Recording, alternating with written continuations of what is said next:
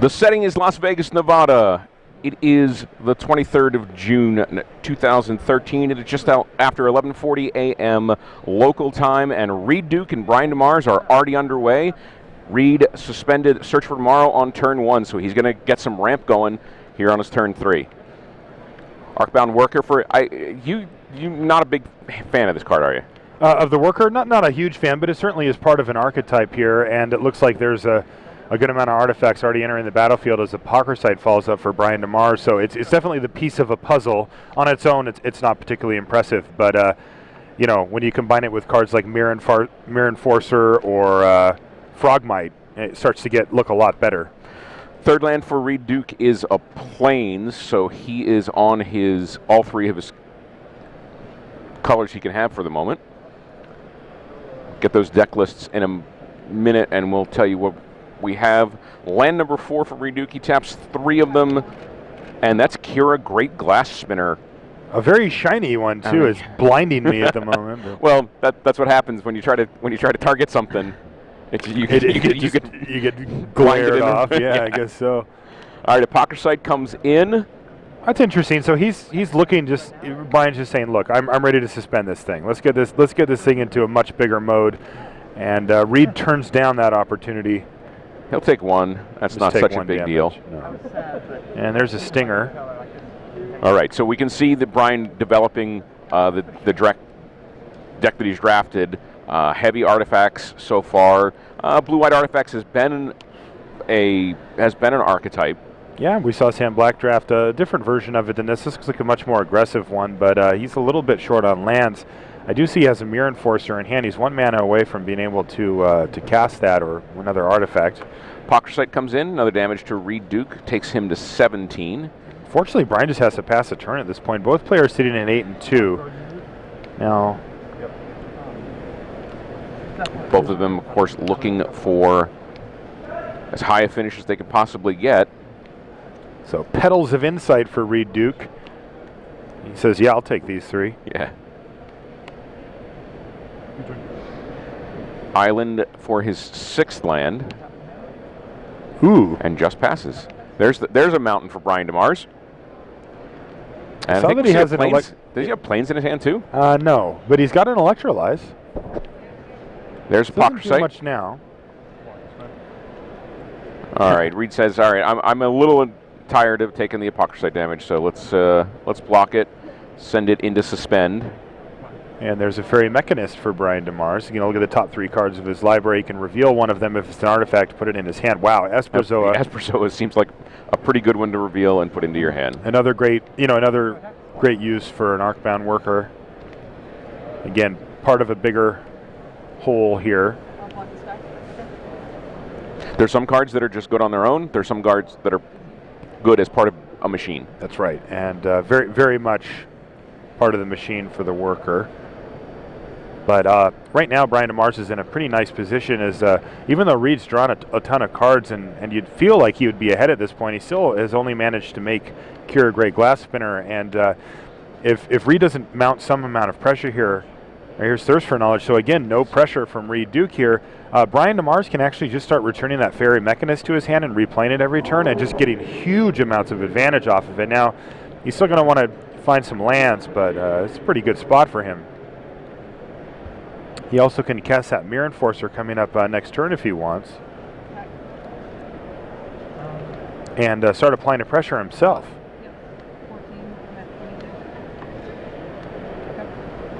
Have you played this this archetype here that Brian's playing? Yeah, I played it once. And? It's really good. I mean, it can be explosive. You can... Okay, just it looks like Sylvan Bounty and Gleam of Resistance hit the bin for Reed Duke. He just doesn't need any more lands. Yeah, it's good. I mean, Esperzoa is kind of the linchpin for the whole thing. Mm-hmm. He's going to be able to cast it here, start returning that Fairy Mechanist if he wants. He can return Arcbound Worker if he just wants to keep beating down in the skies here, as Fairy Mechanist does trade off for Kira if he wants it to. Kira 3/1, Fairy Mechanist being a 2/2. Yeah, another missed land drop here for Brian Demars. He's close. He's just so close. He can play this, and that gives him 5 artifacts plus a land, but he needs 1 more source of mana to be able to play that Mirror Enforcer. All right. Reed has an end-of-turn play, and no, not an end-of-turn play. It's a logic knot. Wow. For that Esperzoa. That's a big turn of this game. Wow, Brian Demars passes. He wants to keep Fairy Mechanist intact here, it looks like. 2 more tick-tocks away on that Apocryphite from Mick coming down as a 4/4 haste creature. Yeah, why doesn't he? I mean, Kira can be awkward for him. Why doesn't he want to get in there? Yeah, I mean, he could have some other plan here. Okay, it's normally I think you'd be pretty happy to trade off a Fairy Mechanist for Kira, but and there's another Fairy Mechanist off the top for Brian. Pretty much has to attack now, but Sentinel Wood Readers with Kicker means that Reed Duke has resolved Sentinel Wood Readers with Kicker, Thirst for Knowledge, and Petals of Insight in this game. He has drawn a ton of cards. You've got to feel like he's going to be in a good position coming up. There's another Esperzoa in hand for Brian Demars, and another non-land drop here for him as well.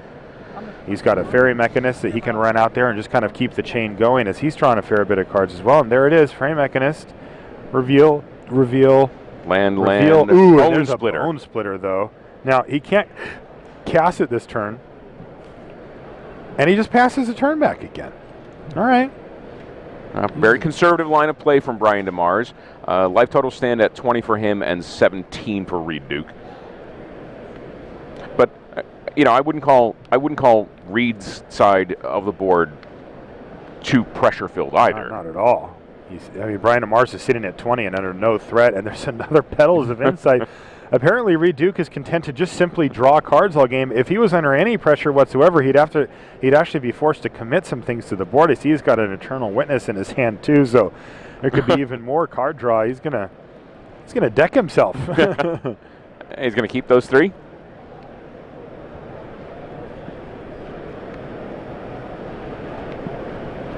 And we'll see if there's anything that he wants to cast. If Brian Demars can hit a land here, actually he doesn't even need to. He's going to be able to play Esperzoa and Equip. And the big boy, if he wants. He's got a really nice turn coming up here. And remember, the Apocryphite is now in play. Knight of the Reliquary for Reed Duke, which is right now still just a 2/2. So those of you not quite familiar with Petals of Insight, it's a sorcery, costs you 5 mana, blue and a 4. Look at the top 3 cards of your library, and you can put those cards on the bottom of the library in any order, and if you do, you put the Petals of Insight back in your hand. Right. Otherwise, you just draw 3 cards. So if you like the ones you look at, you keep them. If you don't like the ones you look at them, you ship them, try again next turn. I don't think I've ever seen 3 cards that I didn't like. Well, one would hope that if you drafted them, you like them a lot. That's kind of my theory too. Yeah.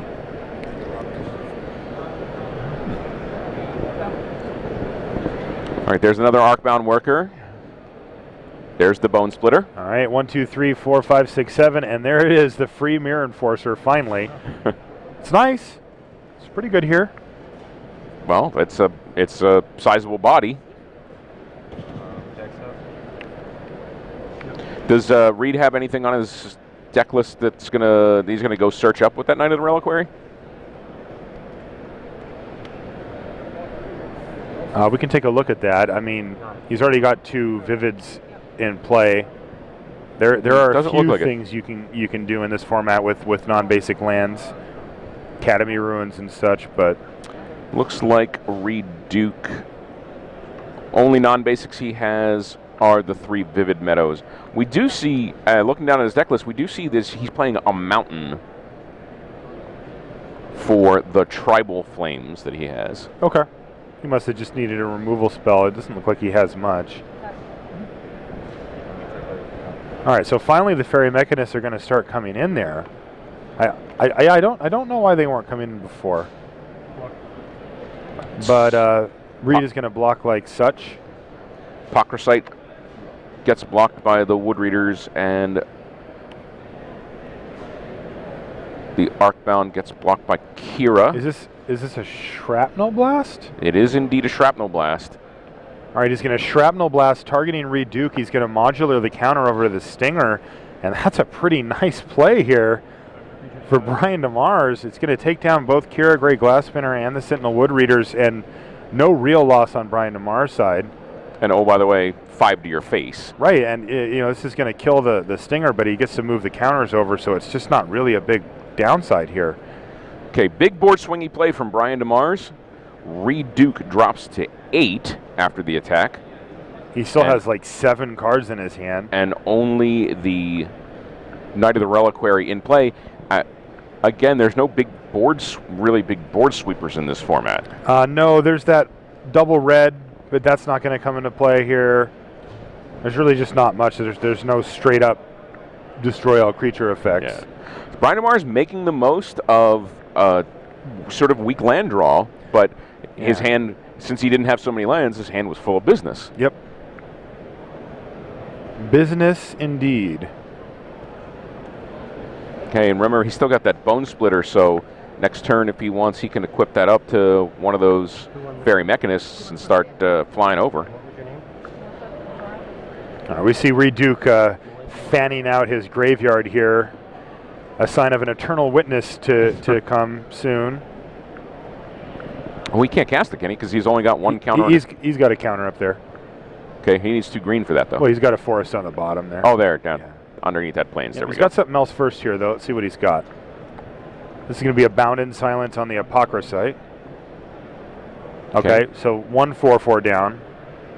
And here comes E-Wit. Is that what you call him? E-Wit. There's E-Weezy. What's he going to get back there, Marshall?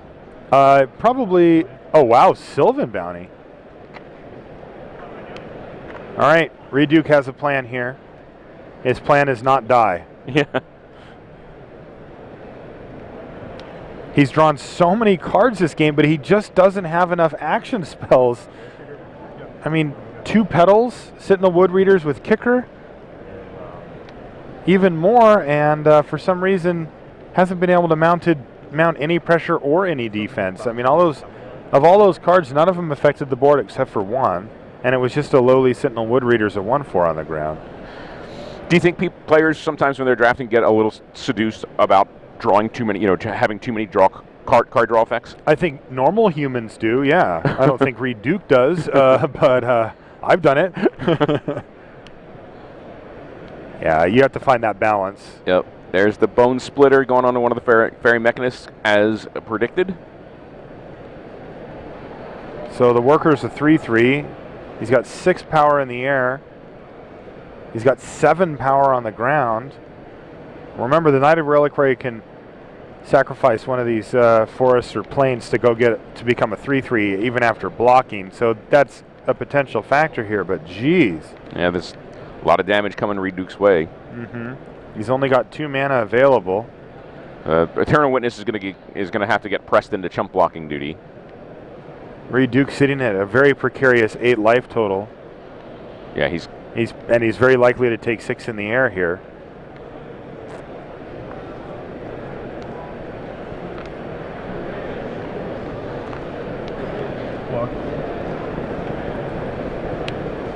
He says block. Now what he's going to be able to do is he's going to sacrifice one of the tapped planes. This new planes, or whichever land he gets, is not going to be tapped, so he's going to have access to 3 mana here. And then land cycle the Sylvan Bounty to make...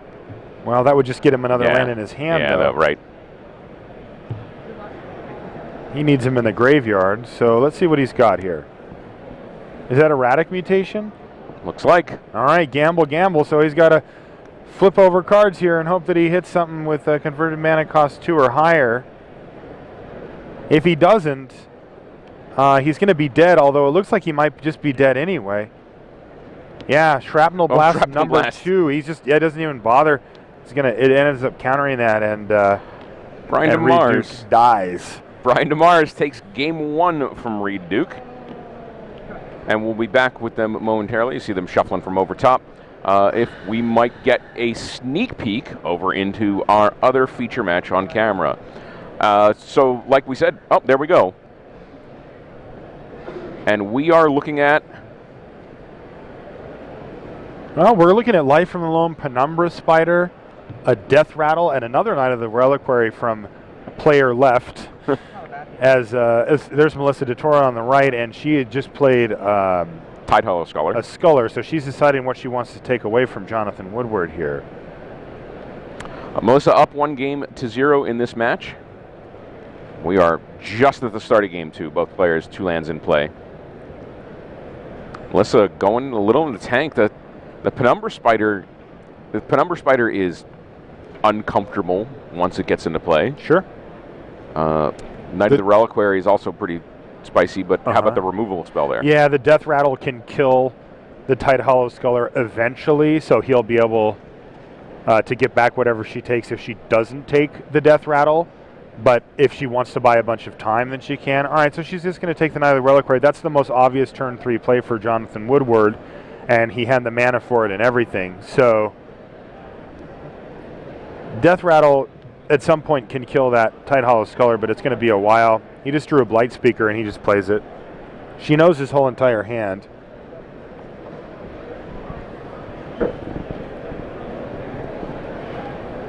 So we see from Melissa Vivid Meadow and a Swamp so far. We see Plains in her hand, so she's on some kind of white-black strategy. Now, I mean, Tide Hollow Sculler is good, so it's going to go into any deck you draft. Deep Cavern Imp is going to join the fray, and two 2/2s battling in here. And with just a Blight Speaker back, Jonathan Woodward can't really do much here other than take the damage. But he looks like he's got a 4-drop with that Penumbra Spider, and there it is. And that's going to halt the proceedings quite nicely. Let's see if she wants to pay the echo cost for this Deep Cavern Imp. If she does, she's going to get rid of a land, which she draws another to replace.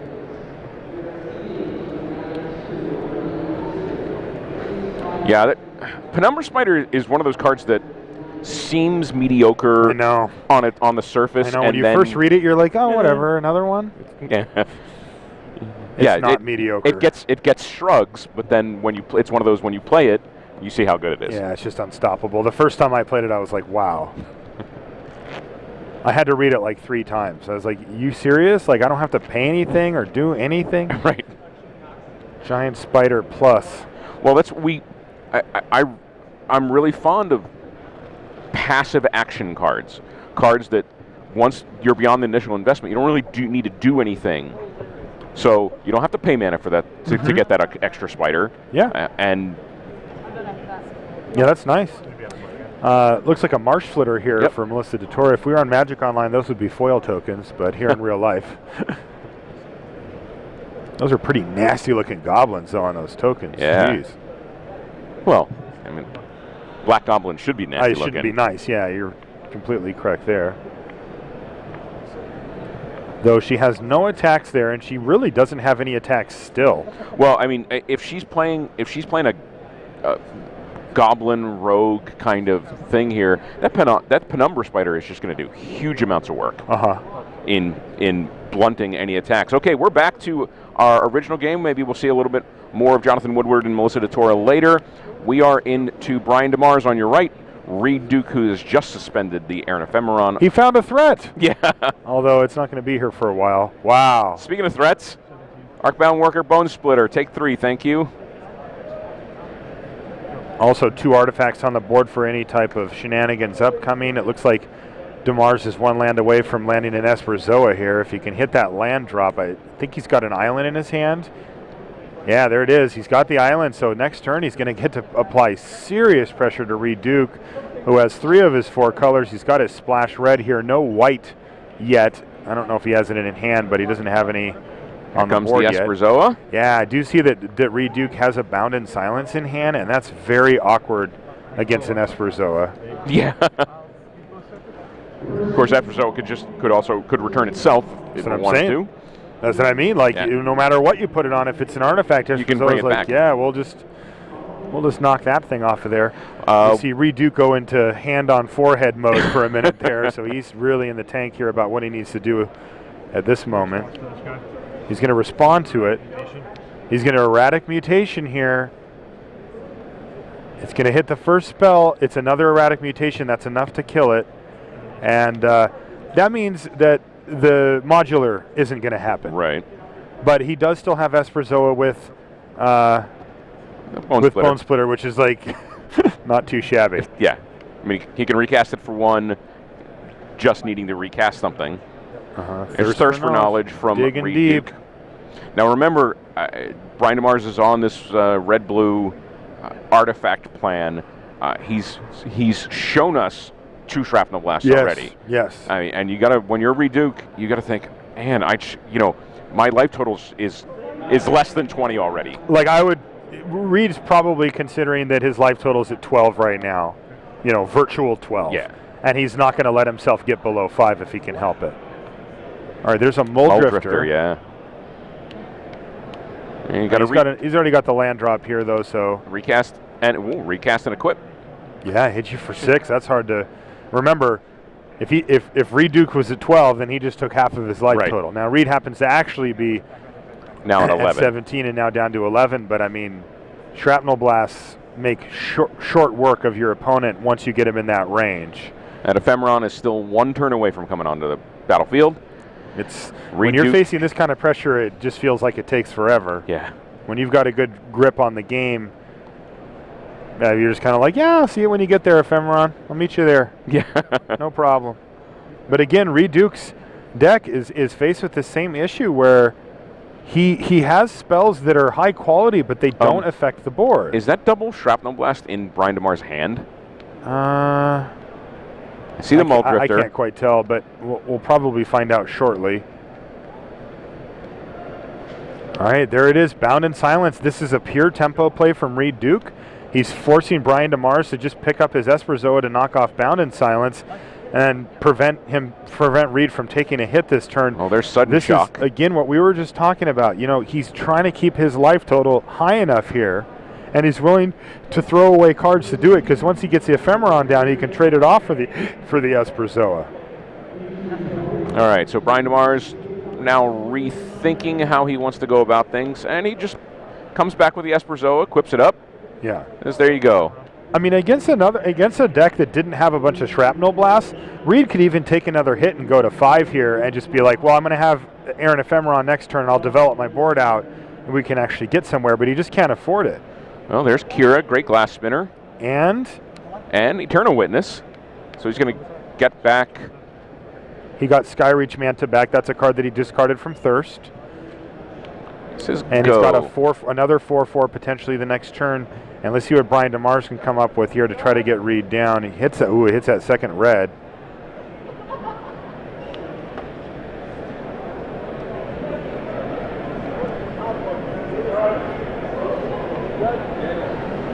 I see that Brian Demars has another Esperzoa in his hand, so he could easily trade this one off if he wanted. Reed has to respect this attack as it brings him down into lethal range for Shrapnel Blast, so he's going to have to trade it off for sure. Oh, there's the Bone Splitter, and this attack, yeah. And what I meant was with Bone Splitter equipped. Right. All right, so with the trade gets made. I think he's just going to run it out there again. Yeah. Yeah, I mean, you just keep laying the pressure, keep laying the pressure, keep laying the pressure. Reed can't deal with that currently. Oh, no. Wow, Countryside that's a Countryside Crusher. Wow, so this means that Brian Demars is going to draw no more lands for the rest of the game, and he doesn't want any. Yeah, he doesn't care. He's got 5 to play that Mole Drifter. Yeah, he can hit lands off that. Just not going to draw him off of his draw step.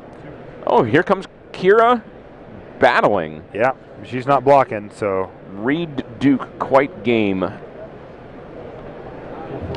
And there it is, Skyreach Manta for 4.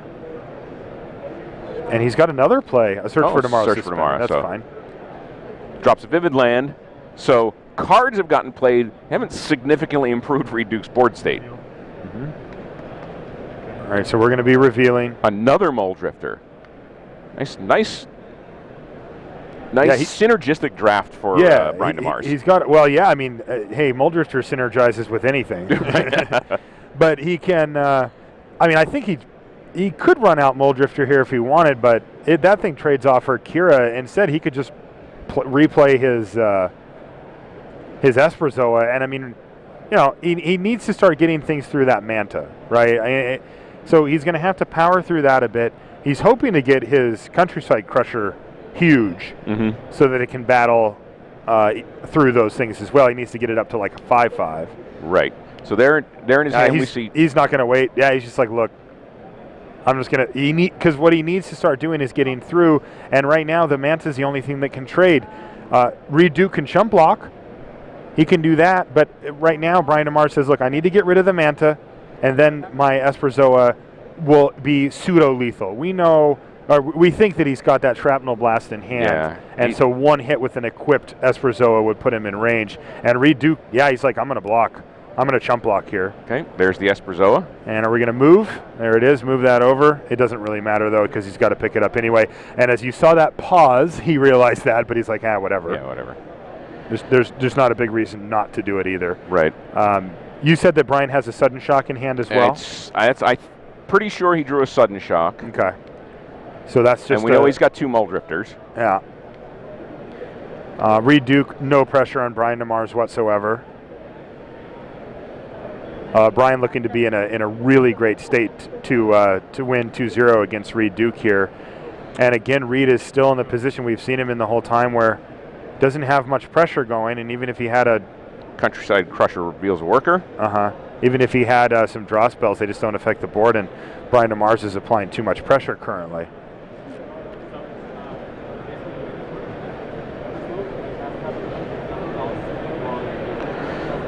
All right, Brian Demars looking at how he might want to get Reed Duke into Shrapnel Blast range. He's just going to cast and equip the Bone Splitter to Countryside Crusher, and he's bashing in. Oh, nope, yes? Okay. Yes. And that's the right play here, as it presents no great blocks for Reed Duke. Reed can choose to trade off his Manta for either of these creatures, but Kira Great Glass Spinner doesn't block either profitably. Now, I think Reed has a card in hand, so there could be something, but... Countryside Crusher. So Reed's okay Gets taking blocked. the 4 here, because... He takes the 4 from the Esperzoa. That will drop him to 7. There's the Arcbound Worker from Brian Demars. And it's one of the modular creatures in his deck.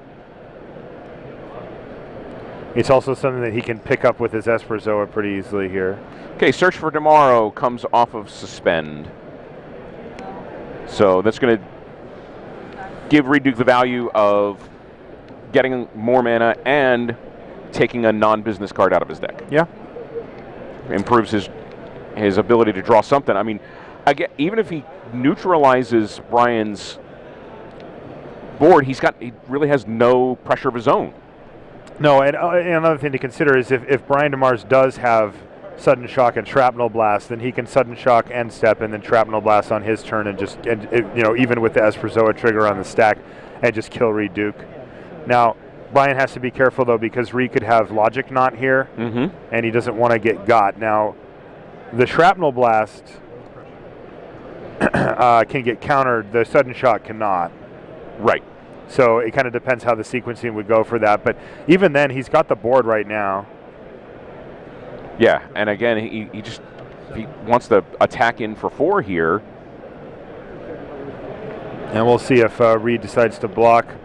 I think he might be beyond playing around these cards now. He's at 3 though. And I think that Brian Demars can just be patient here and just run out like a Mull Drifter. Well, no, he's gonna drop the. Yeah, he's gonna drop the hammer, but Bone Splitter. He didn't. He decided to do nothing here, which is kind of interesting. Remember, Reed Duke also showed him Sylvan Bounty in the first game, and Reed Duke can gain 8 life and instant speed. So Brian Demars, so Brian just ended up doing nothing that turn. And I think just running out Mull Drifter is fine. I'm not sure what he's playing around. Oh, he picked up the Bone Splitter on his upkeep. Yeah. And he's just going to attack in with... he does have the win here, assuming that Reed doesn't have anything, because once he puts Sudden Shock on the stack, the game will end. Reed has only 1 block, or else he's just dead. If he blocks the Arcbound Worker, then he signals that he's got... something. Well, he's got the Sylvan Bounty, yeah. Okay. And this should do it. This is this is going to be it, because once he gets Sudden Shock at 2... You can't game respond. over. And that's Brian Demars takes down Reed Duke in the 8-2 bracket, 2 games to 0 here in round 11 action, Grand Prix Las Vegas 2013. That means Brian is still alive. We'll double check and see if he's qualified for Dublin or not. Pretty sure Reed is. So Brian Demars still on his quest for a top 16-ish finish here at GP Las Vegas. Yeah, I mean, outside shot at top 8. There's going to be, I was talking to Nick Fong, our ace scorekeeper here, the scorekeeper of scorekeepers in this case, because there was 4 scorekeepers for this event, and he was kind of the main one. The lead guy, yeah. Yeah, the lead scorekeeper. And, let's go back to Melissa Detora versus Jonathan. We're here with Melissa and Jonathan Woodward. We're in Game 3. That means Jonathan took down Game 2 to knot up the match. Turn 2 play is the veteran armorer for Melissa Detora. Jonathan Woodward, second forest, no turn 2 play, so beats will commence. Another swamp from Melissa. See, she's got that marsh flitter in her hand again for next turn. This turn is going to be an Amber Scout. Yeah. And she's certainly going to have some rebels to search up in her deck. Kitchen Finks changes the mood of things a little bit. Absolutely. If she has an untapped land, though, she can go get a Bound in Silence and just kind of take that Finks out of the equation here. She's also got the Marsh Flitter if she wants to continue to develop her board. She's going to say go. She's going to search up with her Rebel. Right. And probably Bound in Silence if she has one, but she can also just start powering out various Rebels. Yeah, one of the lines that I've seen people take quite a bit is to go get another Searcher with it so that you have sort of redundancy against one of your Searchers dying. And the Scout being a common, there's certainly not unreasonable that she's drafted 2 of them. Not at all. And there's also Blight Speaker, so. Nope, she's not getting, she's going to take the 3 damage. And so she's going to search, and let's see what she goes and gets here. You would figure it has to be a creature instead of, because otherwise she'd have taken the other world at a journey and put it on the Kitchen Finks. Yeah, she could have, I mean, depending on how aggressive Jonathan Woodward's deck is, she could have just said, I'm going to take the 3 and then see if he plays something that I'd rather put it on. But yeah, I mean, I think she probably would have just gone for it if she had it. So it's an Avian Changeling instead. Which is indeed a rebel, since it's all creature types. It's a rebel bird?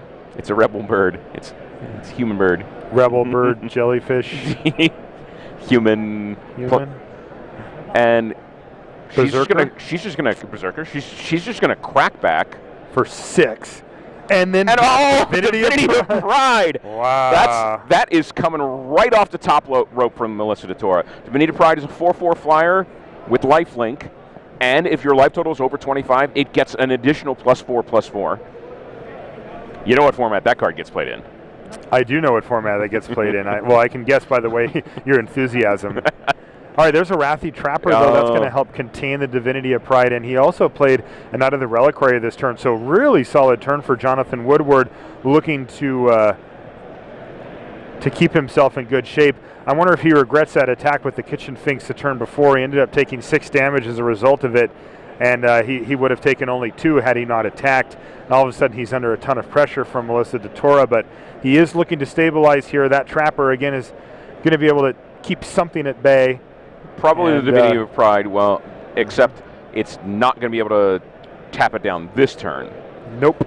So he's looking at taking another 6 damage here, potentially. The two flyers are going to battle in. There we go. And the lifelink is going to trigger, bringing Melissa up to 21, dropping Jonathan down to 8. 1 swing away from having that Pride be just yeah, Divinity of Pride just be huge. Be an 8/8. There's Tide Hollow Scholar. That's a significant play because now she gets to see all of Jonathan Woodward's tricks. What's it looks like he has there, Marshall? Well, he's got a life from the loam, and I'm gonna have just pray that they spread those out a little bit more because I can't quite see the rest. So Life from the Loam, not particularly a big business spell at the moment. No, she doesn't care about Life from the Loam. Is that that's a Tromp the Domains. Tromp Domains, which she's clearly just taken. Yep.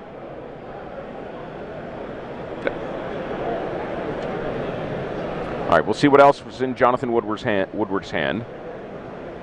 Well, I think he just drew a Penumbra Spider. That'll help out. He can cast a spider to keep the Avian Changeling at bay. And then tap down he can use the Trapper to tap down the Divinity of Pride. So that's a nice stabilizer. The cards that start to become important from that point forward are the Amaru Scout, and if she has any more, if she can start playing a free Rebel per turn, I mean for 4 mana, but no draw step Rebel per turn, then she can overwhelm Jonathan Woodward's board state here. But that spider looks real nice. Well, as we were talking earlier, it's a card that looks like it's kind of middling, and then it blocks and kills a lot of good cards in this format. I mean, Melissa certainly can't attack into it with the Tide Hollow Scholar. All right, so he's going to tap 3 mana here, and then he's going to activate his Knight of the Reliquary. So let's see what he's got here. Looks like a Plains coming. Plains, give me a 4th mana to cast the spider. Yeah, he just decided he didn't need to block with Knight of the Reliquary on the ground, so he's going to get the spider in there and leaving back Kitchen Finks and Trapper, though he does only have 2 blockers now, and Melissa has 3 creatures on the ground and 2 in the air, so he's got to be careful that she doesn't. Remember, she's got the Veteran Armorer as well, so these creatures are buffed up a bit. And frankly, I don't think she really minds if Trompe the Domains goes back anyway, as she's not really going to be on lethal damage. Yeah, I think that was a second. I think the card up at top in Jonathan Woodward's hand was a second Knight of the Reliquary. It did look like it to me. And there's a Raven's Crime there that he uses, and she discards Death Denied, I think. Yeah, I don't think she's worried about getting her creatures back.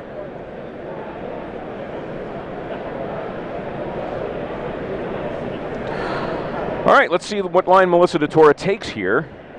She's gonna tap some manas. There's 4, and she's gonna activate the Scout now. Now, is this where the Bound in Silence might come in?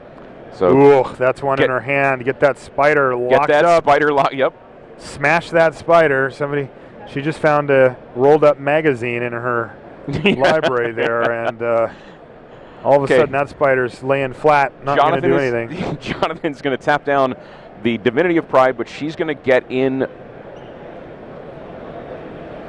So Avian Changeling hits for 2? With the Changeling, why not? Yeah, just the Avian Changeling. Yep. Okay, that drops Jonathan Woodward to 6.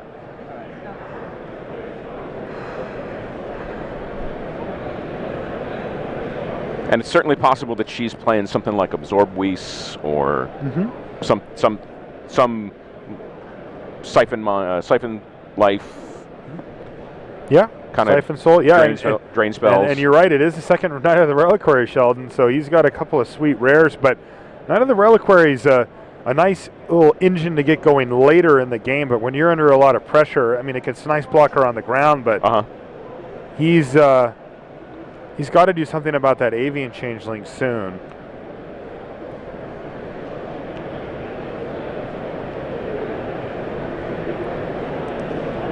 There's that second Knight of the Reliquary. Very spicy draft for Jonathan Woodward.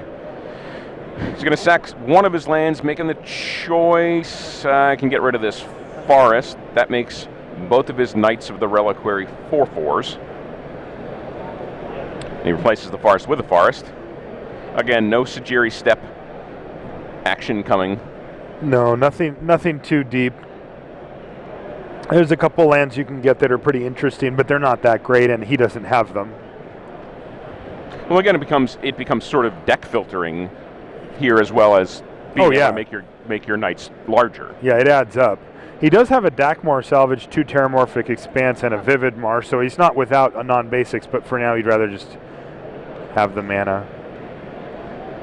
Is that a Blight Speaker that he just played down the bottom? It is. He played a Blight Speaker. He left the mana up so that he can Wrathy Trapper. So Jonathan Woodward fighting hard here. This is game 3, and both players up against it. If the player that loses this match will be essentially out of top 8 contention. Okay, attack step. We're going to tap down the Divinity of Pride again. Melissa 21, Jonathan at 6. And here comes the Avian Changeling. Yep, got to take the 2. Puts him to 4. That that Blight Speaker came in out of the sideboard, by the way. It's not in his main deck.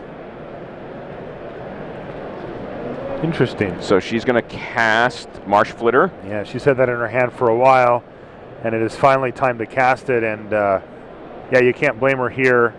Adding in another potentially beefy flying threat to the table's got to be exactly what she wants to do. It's potentially setting up lethal damage next turn if Jonathan Woodward can't find something for it. She's got 5 power of flying, and he's just got the 1 Wrathy Trapper to tap down the Divinity of Pride, leaving the Changeling and the 3/3 flying Marsh Flitter if she wants to sack a Goblin. And that's lethal. I see that he's got a Terramorphic in his hand, and I don't see the other card quite, but it better be a darn good one. Well, yeah, I mean, imagine if he's got that Trump the Domains. Yeah, in his hand instead of sitting underneath that Sculler safely. Yeah, it could absolutely just steal a game. That would be a true overrun here, but he doesn't have it. No. Melissa does have Absorb Whis in her deck, but it's in the sideboard. Nope, Jonathan Woodward extends the hand. Game 3 to Melissa Detora. She takes down this match in round 11, 2 games to 1, moving her into the 9-2 bracket.